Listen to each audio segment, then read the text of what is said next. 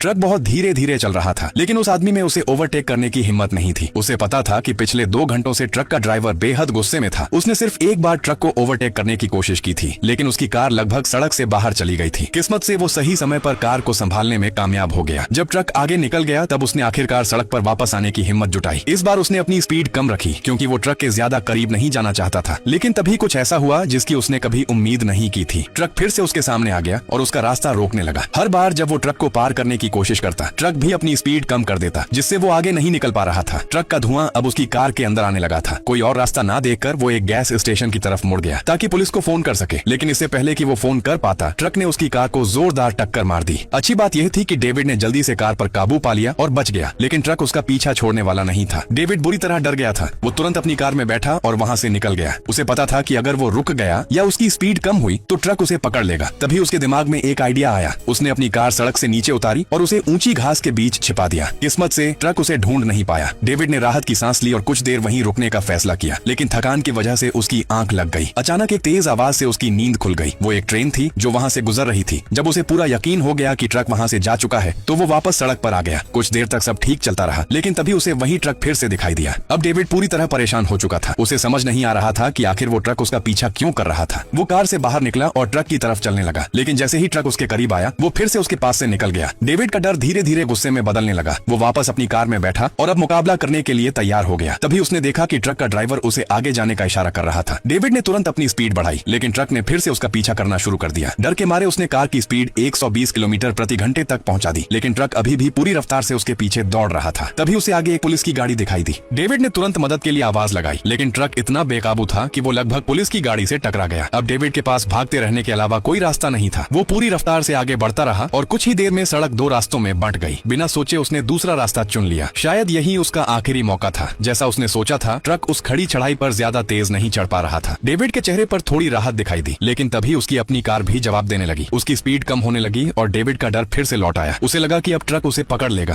तभी उसने एक लंबी ढलान का फायदा उठाया और पूरी रफ्तार से नीचे उतरने लगा, लेकिन आखिरकार उसकी कार का कंट्रोल बिगड़ गया और वो पहाड़ से जा टकराई। उस मुश्किल हालात में डेविड ने किसी तरह कार को दोबारा स्टार्ट किया और पहाड़ की चोटी की तरफ बढ़ गया। लेकिन जब वो ऊपर पहुंचा तो उसने देखा कि आगे कोई सड़क ही नहीं थी। पूरा रास्ता बंद था। उसकी आखिरी उम्मीद भी खत्म हो चुकी थी। तभी उसके दिमाग में एक आखिरी तरकीब आई। उसने एक बैग की मदद से एक्सीलेटर को पूरी तरह दबा दिया। फिर टक्कर होने से ठीक पहले उसने कार का दरवाजा खोला और बाहर कूद गया। ट्रक ड्राइवर किसी भी हालत में उसे छोड़ने वाला नहीं था, लेकिन उसे पता नहीं था कि आगे एक बेहद गहरी खाई थी। इस वजह से डेविड तो बच गया, लेकिन अगर आप उसकी जगह होते तो क्या करते।